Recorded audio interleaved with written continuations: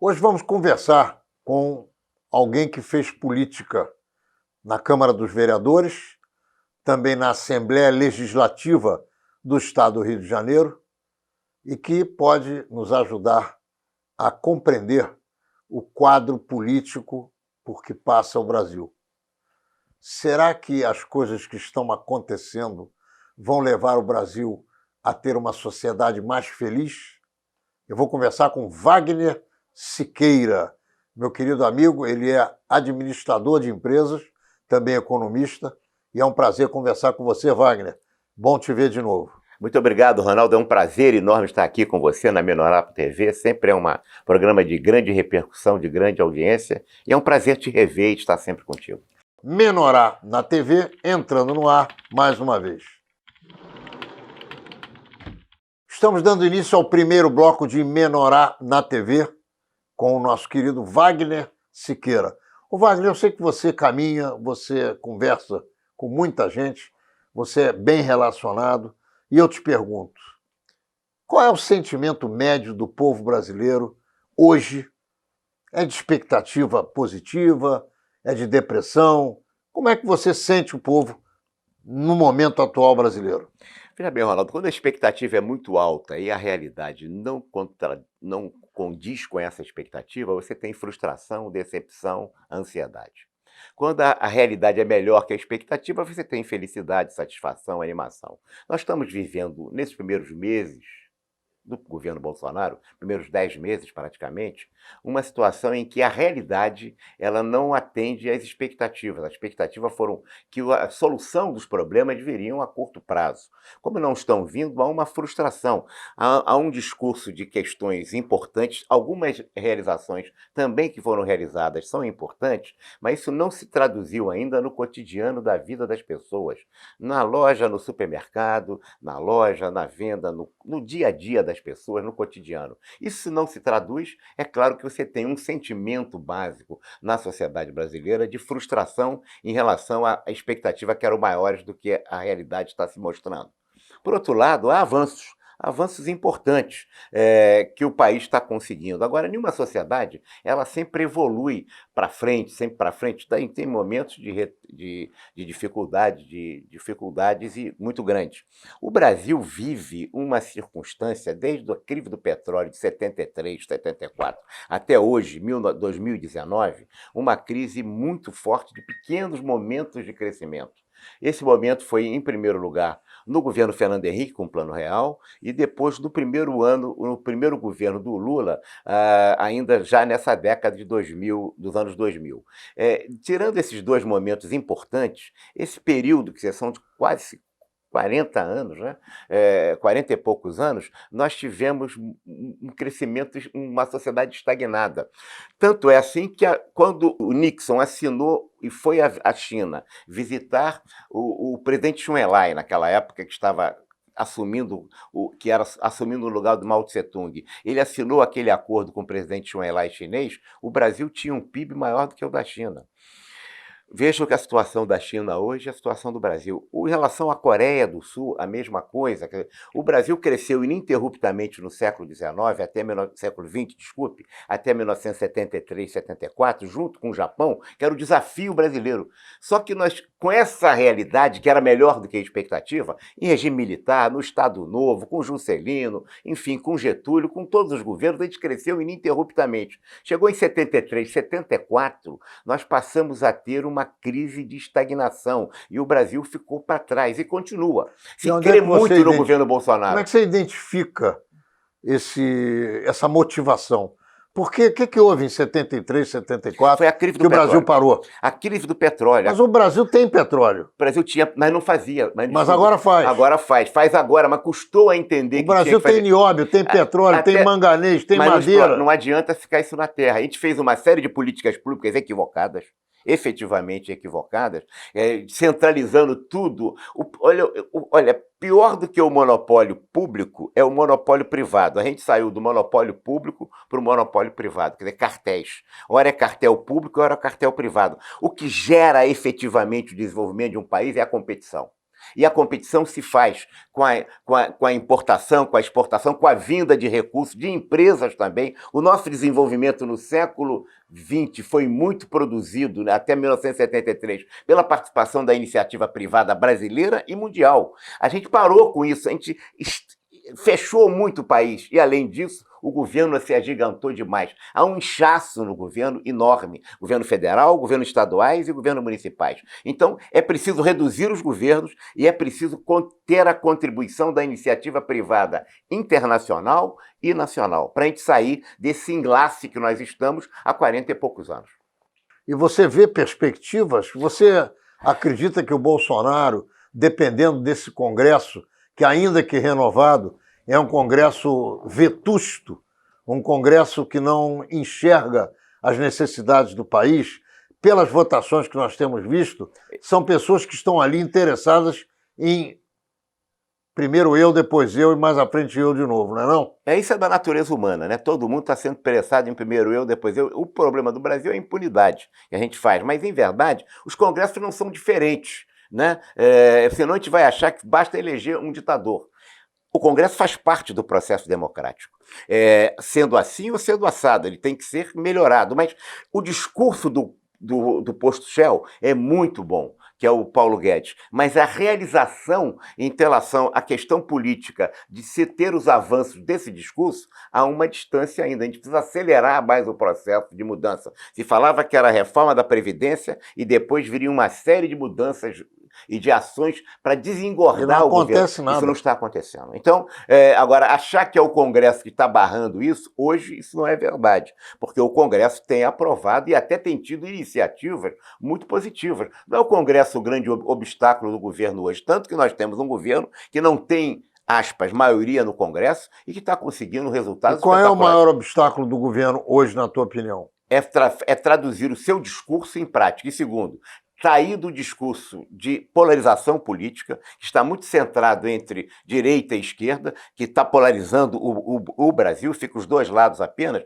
e caminhar para uma posição liberal, democrática, que possa fazer com que o país avance. O presidente tem que sair da mania de falar todo dia costumes e discutir as coisas positivas. A gente está inviabilizando por esses discursos o acordo com o mercado comum europeu, que foi um avanço de 20 anos que o governo fez em muita rapidez. Nós estamos inviabilizando o acordo que foi feito com a Noruega, com o Liechtenstein, com a Islândia e com a Suíça, e que o Brasil está abandonando e que nos interessa. A gente tem que ter essa visão multilateralista, mas também bilateral. Ora, a gente está inviabilizando quando a gente se mete na eleição do Macri, a gente está inviabilizando e diz quem tem que ganhar lá e quem tem que perder, a gente está inviabilizando o acordo com o nosso maior parceiro no Mercosul, que é a Argentina. Nós não temos nada a ver com a eleição na Argentina. Exato.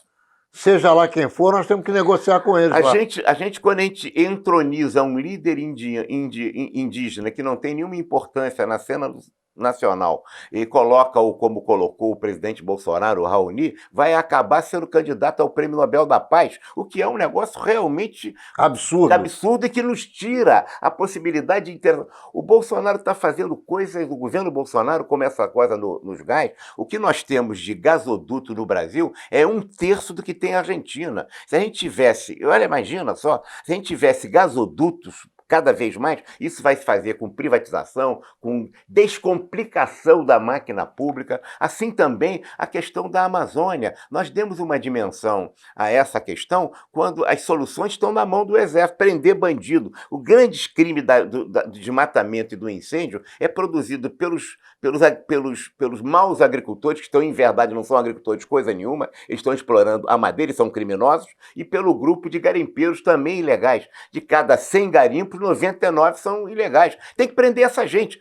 É preciso que queime os equipamentos dessa gente. Quando se dá o GLO, quer dizer, a questão da governança completamente liberada, que é uma medida constitucional importante que ele deu ao Exército, é para chegar lá e destruir aquelas máquinas daqueles garimpeiros bandidos e desmatadores bandidos e preservar, efetivamente, e preservar muito o nosso agronegócio, que com esse discurso a gente daqui a pouco vai ter supermercado, vai ter país que não vai importar o nosso produto, isso vai prejudicar a economia brasileira. O Brasil deu um avanço, Ronaldo, na área de agroindústria fantástico a partir da Embraer, das pesquisas da Embraer. O empresário brasileiro, o agricultor do agroindustrial, deu viabilidade. Você está falando da Emater. Embrapa, desculpa. A Embrapa, não tem problema. Eu me enganei, a gente se Embrapa. Tá bom. A Embrapa fez as pesquisas em que o Brasil é um país mundo tropical, que é um tremendo produtor de grãos e um tremendo produtor agrícola, não há casos. Outros países vão ser também. Qual é o meu medo? Que daqui a pouco a África nós vamos ter concorrência. Como da África, como da Austrália, que tenha o mesmo clima e a mesma natureza e vão se valer, inclusive, das pesquisas que foram feitas no Brasil. Nós somos o segundo produtor de grãos hoje em pelo menos 10 produtos. Quando você fala, eu já ouvi várias vezes você dizer que nós estamos na era do Google e não na era da máquina de escrever, o que você quer dizer com isso? Nós estamos vivendo no Brasil na era da máquina de escrever, é isso? Estamos. O governo não há dúvida que está. Eu estava vendo na televisão há 2, 3 dias uma senhora comemorando a questão os grandes avanços que o Brasil teve em relação à célula-tronco, da questão da medula, que ela estava dizendo como as pessoas morrem porque elas têm o doador, e o brasileiro generoso se apresentou como doador, e ela não consegue achar o doador para fazer o transplante de medula óssea. E aí eu fiquei pensando, mas como que ela não acha o doador? Qualquer sistema de Big Data no mundo inteiro, e aqui no Brasil também, se tem tecnologia para isso, você acha esse doador da mesma maneira. Mas ela deve ter aquilo numa tabela Excel, muda o telefone, muda o endereço do doador, a pessoa não acha o doador e o outro morre por causa disso. E a mulher falava com uma frustração, porque ela é uma pessoa séria, claramente dedicada àquele trabalho, mas a solução gerencial é utilizar tecnologia do Google, que, portanto, é o Big Data, para achar aquele doador. Para isso, tinha que ter a inscrição dentro do sistema de Big Data, que um mero CPF resolve. Porque a Fazenda tem. Se a Fazenda não tiver, o Fundo de Garantia tem, o SERPRO tem. É só usar os robozinhos do Big Data e milhões de brasileiros vão deixar de morrer. Qual é a tua opinião a respeito de o porquê que não se usa o que se tem de potencialidade no país? Porque a gente avança na velocidade da luz na tecnologia, mas a mentalidade, a cultura é do carro de boi. Essa é a grande diferença. A gente tem uma tecnologia de ponta hoje e não consegue compreender que essa tecnologia de ponta deve ser batido e modernizado o carro de boi, que é a lógica da empresa privada brasileira também, que depende demais do governo, e principalmente de um governo que é 50% do Brasil, inchado, gigante, que cumpre mal suas tarefas. Você então atribui a maneira pela qual paternalisticamente se trata o funcionário público brasileiro como um dos grandes vícios nacionais? Eu não diria o funcionário público geral, porque a maioria dos funcionários públicos ganham muito mal, mas você tem uma casta de aristocratas na administração pública brasileira que são privilegiados, sim, que fazem inveja às castas piores da Índia. Porque os salários que eles ganham, os benefícios que eles ganham, quando eu vejo determinados grupos de privilegiados contra a reforma da Previdência, justificando que o trabalhador vai perder salário, eu fico achando, não, quem vai perder salário é esse sindicato de empregados de serviço público, servidores públicos, que está dizendo que a Previdência vai prejudicar o trabalhador. Ora, prejudicar o trabalhador é o que aconteceu na Grécia, o que aconteceu em Portugal, que a aposentadoria, o valor da pensão e da aposentadoria foi reduzido de 50%, porque eles não fizeram a reforma da Previdência. E a reforma da Previdência está sendo criticada por muita gente que não quer saber de perder privilégio. Exato, é só por isso. É só. O que o Brasil faz? Ele entroniza cada vez mais os privilégios. Uma sociedade democrática não pode ter direitos adquiridos. A nossa Constituição só tem direitos adquiridos. E então, direitos adquiridos... Peraí, calma, o que é isso? Direito adquirido de privilégio? Não. Você tem que ter direitos, você tem que ter direitos iguais para acabar com a desigualdade. Nós dois éramos vereadores quando a Constituição de 89 foi aprovada. Nós fomos eleitos naquele ano e na verdade, começamos a nossa... Foi exatamente... 88. Janeiro de 89, tomamos posse, dia 1º de janeiro, sim. E foi em 89 que a Constituição foi promulgada no Brasil. Qual é o vício da Constituição maior, na tua opinião? Mas eu quero que você me responda no segundo bloco, porque nós estamos encerrando o primeiro bloco de Menorá na TV com Wagner Siqueira, vereador, deputado estadual, homem da economia e da administração de empresas, que sabe o que diz, e a gente vai continuar conversando com ele. Não sai daí, já já a gente volta. Estamos de volta com Wagner Siqueira em Menorá na TV, e eu volto a perguntar, meu querido irmão, qual é o maior vício que o Brasil tem em termos de Constituição Federal. Onde é que está o equívoco na feitura da Constituição, na tua avaliação? Quando você coloca o maior vício, eu direi sem dúvida. A nossa Constituição, que foi tentada da Assembleia Nacional Constituinte, tinha muitas forças distintas. E nós olhávamos para o passado, querendo resolver problemas do passado. E não olhava para o futuro, para construir uma nova sociedade. Esse foi o grande equívoco. Isso gerou um vício. Quando não se tinha acordo, isso aconteceu em muitos artigos da Constituição Federal, ao invés de fechar o tema e se vencer uma linha ou outra e consignar na Constituição o tema que fosse o vencedor na Assembleia Nacional Constituinte, o que se dizia sempre como saída final era que a lei vai dispor especificamente sobre aquele tema. Então você dá uma declaração e no final diz que a lei vai dispor especificamente, quer dizer, vai regulamentar aquele tema. Ao fazer isso em muitos artigos, você jogou uma indefinição jurídica.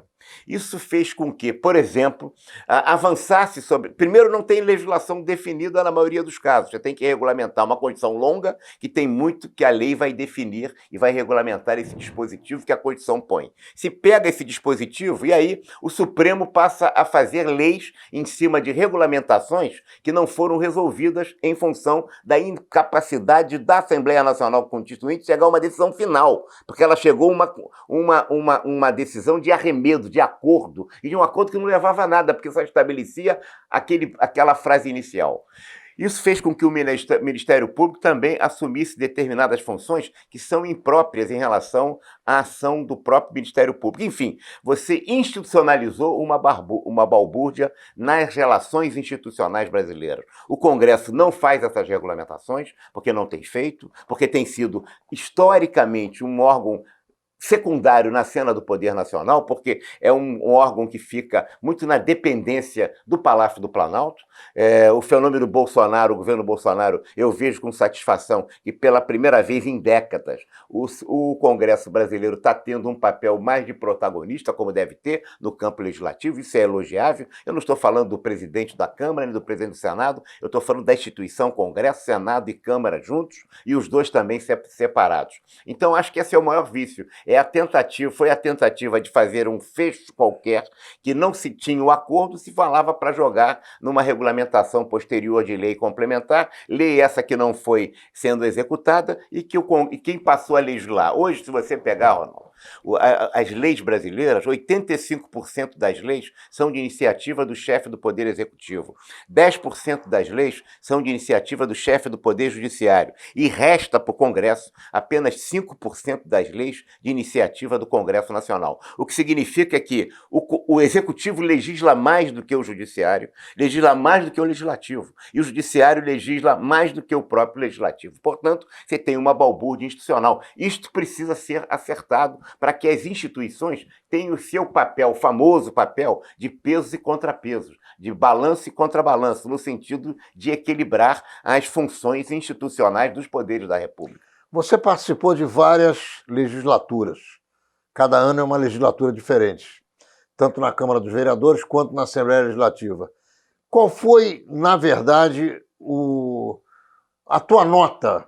Que nota você dá para o Parlamento brasileiro que você conhece? Veja, o Parlamento brasileiro mudou muito da época em que fui deputado em 88, em vereador, e depois em deputado em 2000 e também no começo dos anos 90, porque, veja, na Câmara Municipal, quando eu fui vereador em 88 com você, não tinha ninguém da milícia. Se você for agora na Câmara Municipal do Rio de Janeiro, você vai ter muitos representantes da milícia. Quer dizer, a situação é que você conspurcou muito o poder, a representação do parlamento com representações espúrias, porque, em verdade, o traficante e a milícia são crimes exatamente iguais. Não sei qual é o pior. E você tem o crime adentrado com o voto, tanto do tráfico quanto da milícia, no caso do Rio de Janeiro, mas isso se repercute também em outros estados. E como é que você vê Brasília hoje? Brasília é uma desnecessidade que se tornou irreversível, já dizia o Milor Fernandes, né? Acho que essa frase retrata bem. Sem caracterizar isso, eu acho que ela ficou muito distante da sociedade real do Brasil. Eu, às vezes, fico pensando, quando eu me deparo com a história recente do Brasil, que o Juscelino Kubitschek, por ser mineiro, não gostava do Rio de Janeiro. e com isso ele levou a capital para o interior do país e acabou com o Rio de Janeiro de uma penada só. E não resolveu o problema nacional, na minha opinião. Como você diz, colocou a Câmara dos Deputados muito longe, o Senado também muito longe da realidade de Rio e São Paulo, que são os dois carros-chefes nacionais. Quem disser o contrário, não sei se está falando corretamente. A gente pode olhar para o Mato Grosso ou para Goiás como celeiro do agronegócio e olhar para o Amazonas, a Amazônia, como o celeiro da respiração mundial, mas, na verdade, os grandes tambores do Brasil são Rio e São Paulo.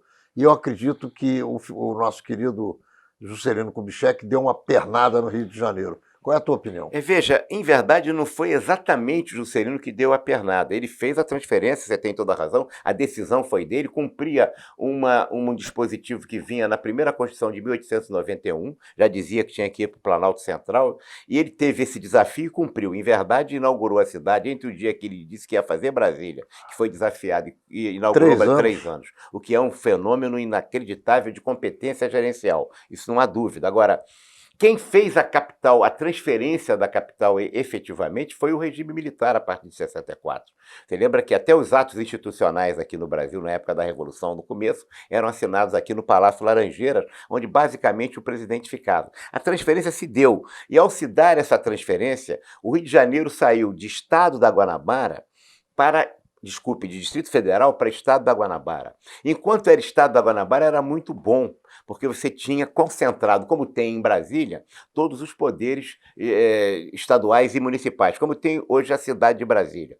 O problema foi quando você fez a fusão. O compromisso da fusão segmentou a cidade porque transferiu, no intuito do Golbery, que queria fazer um Estado mais forte para contrapor o poder incontrastável de São Paulo, queria fazer um segundo Estado muito forte, fundiria o Estado do Rio com o antigo Estado da Guanabara. E ao fazer isso, ele acabou criando uma dificuldade, porque você, como bomba de sucção, você tirou muitos recursos do Rio, recursos humanos, recursos materiais e principalmente financeiros, que foram dedicados ao interior do Estado do Rio, no sentido de fazer um Estado forte.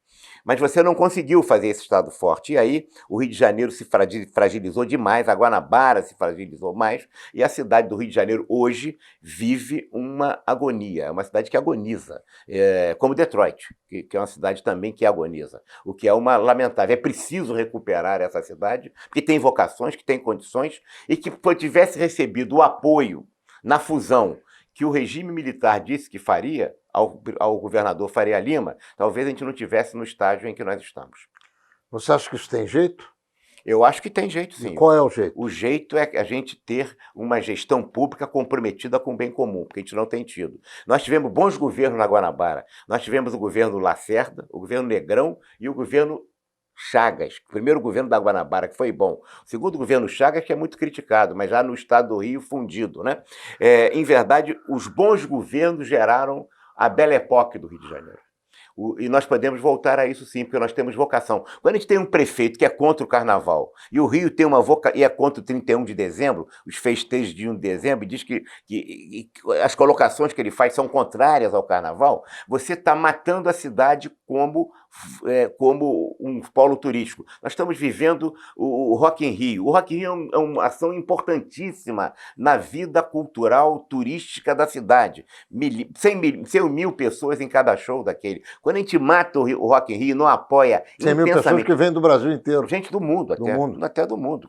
E o carnaval também, e o dia 31 de dezembro também. Então, se você não apoia a vocação turística, você está prejudicando o Rio. Por outro lado, uma sociedade de serviços, uma economia de serviços precisa ser prestigiada. E aí, se o governo não atua nesse sentido, atua muito populisticamente, não no sentido de dar dimensão econômica à cidade, a cidade perde suas vocações, ou estiola, ou fragiliza as suas vocações naturais. Ô Wagner, outro dia, não tem muito tempo, pegou fogo o Museu Imperial. E numa dessas minhas viagens, olhando os museus que existem no mundo, eu pensei no Palácio do Monro, que eu vi ser despedaçado. Qual é a tua opinião sobre um povo que não conserva a sua história? Um povo que não tem passado pode chegar ao futuro alicerçado num tipo de presente que não tem nenhuma condição de amarra com coisa nenhuma? Definitivamente não. Um país que não cultua o seu passado, as suas tradições, a sua história, os seus símbolos, está certamente fadado ao fracasso. Mas eu não sei se fizer. Não foi só o Morro. Não, Não foi só o Palácio, não foi só o Morro foi um deles. Antes, no Morro tinha do lado, que na década de 30 foi destruído pela ditadura Vargas, um conjunto ali que onde estreou, como ainda criança, a filha do Procópio Ferreira, a grande Bibi Ferreira. Ela estreou criança, onde o Procópio e a mãe dela, que eu não estou me lembrando o nome agora, que também se apresentavam. Então, do lado, eles destruíram o Morro e destruíram do lado também o teatro que tinha ali. E você destrói essas questões a todo momento. O palácio... Você se lembra do Cineac Trianon? Claro. É outra que foi embora. Claro. O Rio faz isso. Agora quer colocar prédio na Avenida Niemeyer de todo jeito. Né? Por falar em prédio na Avenida Niemeyer, qual é a tua opinião sobre a gestão no centro da cidade do ex-prefeito Eduardo Paes? Bom, ele fez alguns eventos ali que foram importantes, que dinamizaria muito a cidade do Rio de Janeiro. O próprio VLT, quer dizer, a questão básica da Praça Mauá, que foi importante, só que aquilo tem que ter um macroprojeto. Se você não tiver um macroprojeto com um financiamento internacional, você vai ficar às moscas como estamos. Nós estamos inventando coisas para fazer a Praça Mauá ser um sucesso. Mas ela não é, porque ela teria que ter... Quando se matou o Guggenheim, no lugar que estaria no lugar do Museu da Manhã, foi um crime contra a cidade, porque o Guggenheim ia trazer de público basicamente o mesmo público que traz para o Cristo Redentor. Você matou as âncoras, então é preciso fazer âncoras importantes no centro. Agora, mas você acha que o Museu da Manhã não é suficiente? Não, é muito fraco. O Museu da Manhã você vai uma vez e não volta de novo. No Guggenheim ele varia de apresentação, porque ele roda o mundo inteiro, e você vai muitas vezes ao Guggenheim. Então a gente errou feio. Errou porque ia ser um arquiteto francês. A gente fez o Museu da Manhã com um arquiteto espanhol. Não foi o arquiteto brasileiro. Quer dizer, você veja, a discussão carioca é provinciana. O Rio virou uma cidade provinciana. E por isso você se lembra da perda, quando nós éramos vereadores, da Fórmula 1 no Rio de Janeiro? Claro. Batemos muito no Trajano Ribeiro, que é um amigo meu que eu adoro, mas eu não sei o que aconteceu, ele talvez não vá dizer, porque efetivamente o que houve é que o prefeito Marcelo Alencar não queria na cidade do Rio de Janeiro. Nós perdemos a Fórmula 1. E de lá para cá nós só fomos perdendo. E perdemos a Embratur, e perdemos o DNR, perdemos a Bolsa de Valores. A Bolsa de Valores. Como é que pode o negócio? Não pode ser. O Carioca permitiu isso. Veja, o nosso jornal é o Globo, o Jornal do Brasil. O Estado de São Paulo é o Estado de São Paulo e a Folha de São Paulo. E eles estão agregando tudo há muitos anos. E o Carioca tem assistido isso como não tem importância. É isso aqui, não importa que a indústria vá embora. A L'Oréal está saindo do Rio, uma grande indústria, uma grande fábrica do nosso estado está indo embora também. As fábricas todas estão saindo. Ô Ronaldo, onde é hoje o Morro do Jacarezinho, tinha uma série de indústrias ali. A gente quase que comemorou. Aquelas pessoas hoje aposentadas daquela indústria que montaram a favela do Jacarezinho eram os funcionários da Coca-Cola, da Billy Jack Jeans, da Gillette, da Klabin, que estavam ali. Essas fábricas vão indo embora, vão os empregos. A gente comemorou o aumento de imposto do combustível, né? Exacerbadamente. Isso é um absurdo, porque os aviões foram embora, e junto com os aviões foram os empregos. Agora aconteceu de novo. Está acontecendo de novo. O Rio de Janeiro, para você ir agora para Paris e para Nova York, tem que fazer baldeação em São Paulo. Já a gente volta com o terceiro bloco de Menorá na TV. Baldeação em São Paulo para sair do Brasil é duro, hein, minha gente? Muito bem, estamos de volta com Wagner Siqueira em Menorá na TV. Ô Wagner, outro problema grave que nós temos é o problema do futebol carioca. Hoje só há Flamengo, que resolveu as finanças e ponto final. O que é que vai ser, num futuro próximo, do futebol do Rio de Janeiro, com um único clube na liderança, separado dos outros, anos-luz?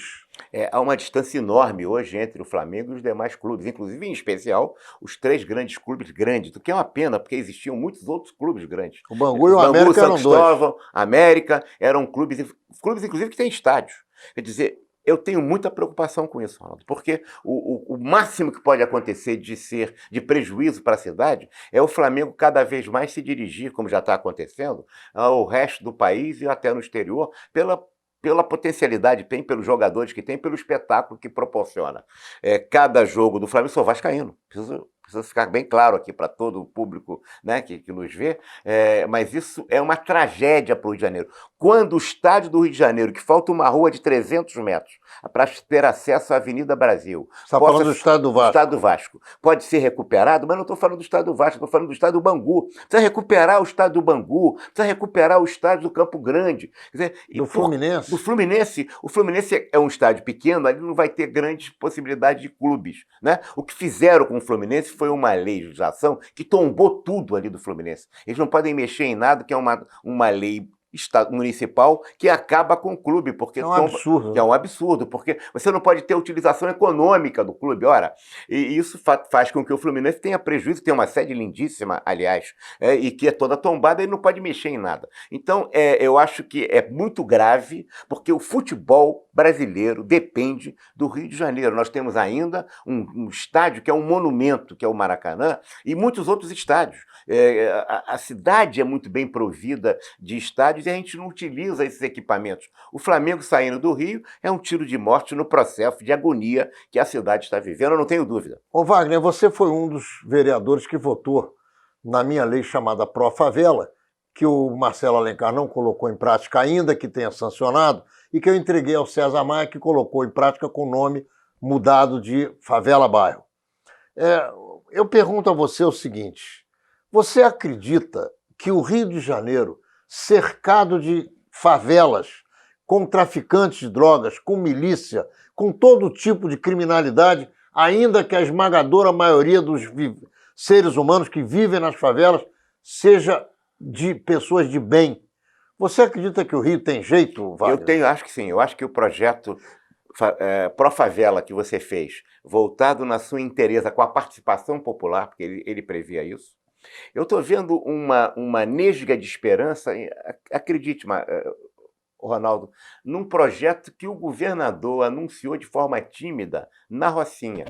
Porque a cidade do Rio de Janeiro é uma cidade muito desigual. Você tem água na população, aspas, branca, não na população nordestina e negra que habita a favela. Quando você diz que vai remanejar espaço de pessoas para colocar água e esgoto na favela da Rocinha. Mas esse é o Favela Bairro. Que é o Favela Bairro. Que é o meu próprio favela. Claro, pois é. E vai colocar edifício para aquelas pessoas não irem para a Vila Kennedy, nem para como já se fez tanto de transferência absurda. Não existe, e o Favela Bairro era para isso. É isso, a pessoa sai da sua região, não, ele fica na própria região, morando em apartamentos que sejam adequados. E tem que abrir rua, porque a própria... Olha só, eu legislei há 40 anos atrás, Wagner. Mas os problemas são os mesmos agravados Não, agora. pior, porque na verdade o que acontece? Quando você tem uma casa do lado da outra, em cima da outra, você tem doença. Você ali não tem esgoto, você não tem água potável, você não tem água corrente. Casa em cima do Talveg. Exatamente. Então, o que acontece? Um urina no outro. Claro. Você tem as valas a céu aberto, com crianças misturadas com galinha, com porco, com animais, uma sujeirada terrível. E o que acontece? Filas nos hospitais, porque as pessoas ficam doentes em muito maior proporção. Então, no final das contas, você tem que abrir as ruas, tem que derrubar casas, fazendo prédios, mexer no contexto e transformar a favela num bairro, que era a ideia. Claro, quando eu vi o governador falar isso de forma tímida, ele não entendeu a importância disso, porque as pessoas vão ser deslocadas primeiro para os prédios, e aí nos canais que são mal usados, nos talvegs, etc., fazer ruas de acesso e de água e saneamento, isso dá condições da vida da cidade, dessa região ser integrada. Então, não tenho dúvida que tem solução, sim. Você vai diminuir enormemente a desigualdade. Há projetos, como você colocou há 40 anos atrás, cujas ideias... Sim, mas a lei está em vigor. A minha lei está em vigor. Os conceitos são os mesmos. É só colocar em prática o que está. E o que ele está falando da Rocinha é engraçado, porque está tudo previsto na lei Pro Favela. Sem dúvida. Inclusive com a participação da população Deslocando, eles estão falando em deslocar 7 mil pessoas, portanto é um conjunto de prédios, de apartamentos que não vai ser feito pela milícia. É preciso sair da ideia maluca de se fazer. Esse negócio da Minha Casa Minha Vida, que você coloca um quarto e sala para morar 10 pessoas, uma família, e também para morar 2 pessoas, é um absurdo. Você tem que ter favela, você tem que ter casas adaptadas aos pobres, ao número de pessoas que vão utilizar aquela casa. Então, a casa com 3 quartos, com 2 quartos, etc., e você fazer no próprio local em que a pessoa mora. Portanto, isso é possível. Mas tem uma outra coisa a engenharia grave, tem Wagner. isso. Coisa grave. A engenharia e a arquitetura faz isso fácil hoje. Coisa grave é você permitir a vagabundagem operando compra e venda de casa, aluguel de casa. O sujeito que recebe o Minha Casa Como Minha o Estado Vida não faz, a é milícia para tá morar e, se não morar, se Ele colocar à venda ou aluguel ou isso ou aquilo, vai em cana. É isso que tinha que fazer. Não pode ter privilégio numa hora dessa. Não pode. Você tem Como razão. não pode ter privilégio em lugar nenhum. Como o E é por governo isso faz que o Brasil mal, não anda. como o governo executa com a... Eu acho que Minha Casa Minha Vida não resolve. O problema é porque trata standardizado situações familiares que são desiguais e, por outro lado, desloca as pessoas. Se você coloca as pessoas do lado dos equipamentos que a cidade já tem e nos terrenos que a cidade tem, você constrói habitação de interesse social, efetivamente isso, com preços baratos, etc., que as pessoas podem fazer, tem jeito sim. E eu acho que o governador... Alguém falou direitinho no ouvido do governador, porque ele repetiu com muita competência, só que falou baixo. Ele precisa se convencer mais, que ele está no caminho certo se for por aí. Ô Wagner, e a polícia militar, cujos quadros são retirados de dentro das áreas mais pobres da população? Você acredita que esse grupo de pessoas que opera a polícia militar, com um comando que não é o melhor dos nossos sonhos, e sem o treinamento adequado, você acredita que a Polícia Militar consiga ajudar a população do Rio a viver numa cidade menos violenta? Eu acredito, Ronaldo. Eu acho que a população que vai para a polícia, a grande parte, que é a população de origem pobre, inclusive, a grande parte dessas pessoas, quase a totalidade é honesta. Eu não vou dizer que todo polícia seja bandido. Isso é generalizar demais, e essa polícia, graças a Deus, ela funciona. E ela precisa ser prestigiada como instituição. Acho que a violência no Rio aumentou quando começaram a tirar os guardas, os PMs, dos sinais de trânsito. Na cidade do Rio de Janeiro, você tinha um guarda em cada sinal de trânsito. Esse guarda tomava conta do ir e vir dos carros, mas não deixava que sujasse a barra dele. Ele conhecia os bandidos, já mandava para fora. E ou chamava reforço para prender aqueles bandidos. A hora que você retirou a polícia desse policiamento ostensivo, por mais que você queira usar outras formas de policiamento ostensivo, você não tem, através da engenharia de tráfico, a repressão que esses policiais faziam pela autoridade policial, como os bobs franceses, como os bobs ingleses fazem nos trânsitos da cidade de Londres. Nós copiamos bem Londres, largamos Londres continua com esse projeto e continua dando certo. Eu acho que a PM tinha que voltar a dirigir o trânsito do Rio de Janeiro também. E aí, porque ela está fazendo não só o trânsito, ela está fazendo o policiamento ostensivo em cada esquina. Você se lembra do Cosme Damião, que operava por assovio? Lembro bem. Apito.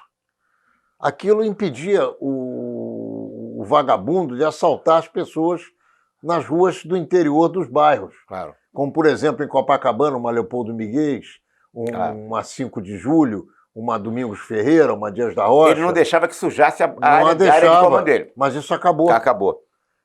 Agora, qual é a motivação de esculhambar a cidade? Por que os caras fazem isso? Eles se acham muito inteligentes e não querem olhar o resultado das porcarias que estão fazendo? O que significa comandos que operam errado anos e anos e anos a fio, situações como essa? Por exemplo, eu não consigo entender a razão, só posso explicar do seguinte: eles não estão interessados no bem comum. Certamente são políticos e dirigentes públicos, muitos deles, sucessivos, que não estão com compromisso com o bem comum.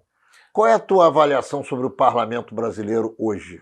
Ele reflete a sociedade brasileira, eles são todos eleitos. Não, mas sempre é assim. É sempre assim. Mas você acha que hoje vai bem ou vai mal? Não, eu acho que o parlamento brasileiro, estou falando o parlamento nacional, ele reflete um momento especial Não é deliberado isso pelo Bolsonaro. Como o Bolsonaro sai e disse que não ia fazer negociações com o parlamento, acho que o parlamento sempre terá que fazer negociação com o chefe do Poder Executivo, especialmente no regime presidencialista, porque no parlamentarismo não, o parlamento que é a emanação do poder. Então ele que coloca, o executivo decorre do parlamento. Mas no poder presidencialista tem que ter negociação, mas como o Bolsonaro se retira dessa negociação, isso obrigou o parlamento a ter dois caminhos, ou um caminho da esculhambação total, ou um caminho de regenerar as suas práticas. Eu quero ver, não estou dizendo que esteja regenerado, mas eu quero crer que o parlamento hoje, tanto a Câmara, tanto o Senado, estão tendo comportamentos absolutamente surpreendentes se nós olharmos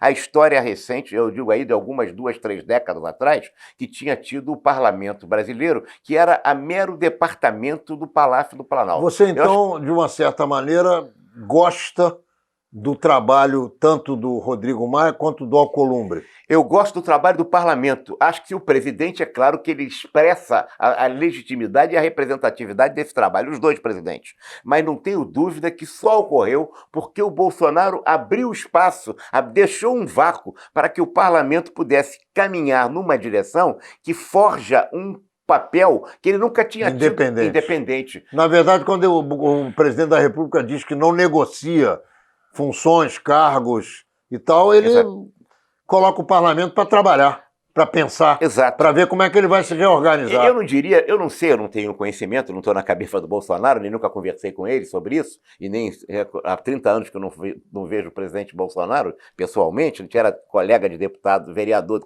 fomos juntos com ele, mas eu não tenho dúvida que se ele não fez isso intencional, acho que não fez, as consequências práticas disso são boas e muito positivo para a institucionalização do poder legislativo no Brasil. Está tendo um papel. Nós estamos chegando ao final do programa e eu quero te oferecer as nossas câmeras, os nossos microfones, para que você se despeça dos nossos telespectadores. Eu diria, Ronaldo, que a vida é uma esperança que caminha.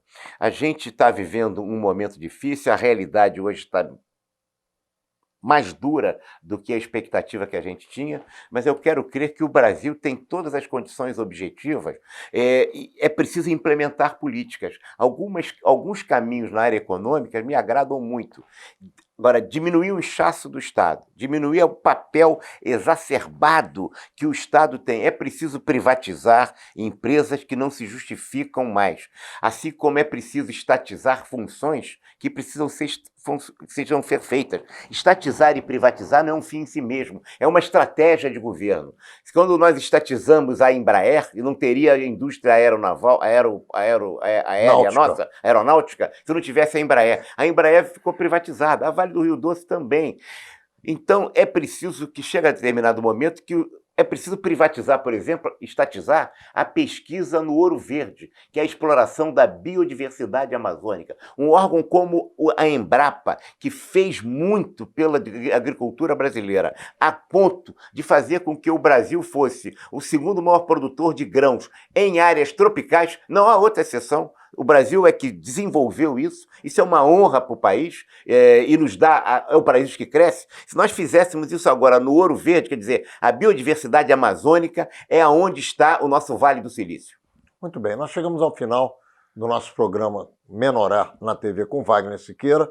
Tenho certeza absoluta que você aprendeu, assim como eu também aprendi. O Wagner é uma brilhante figura da nossa nação brasileira. E eu espero que você nos assista na quinta-feira que vem, às 10 horas da noite, mais uma vez, pelo canal 6 da NET Rio, e também todos os dias que você já se acostumou a nos assistir em repetição. Nos vemos lá.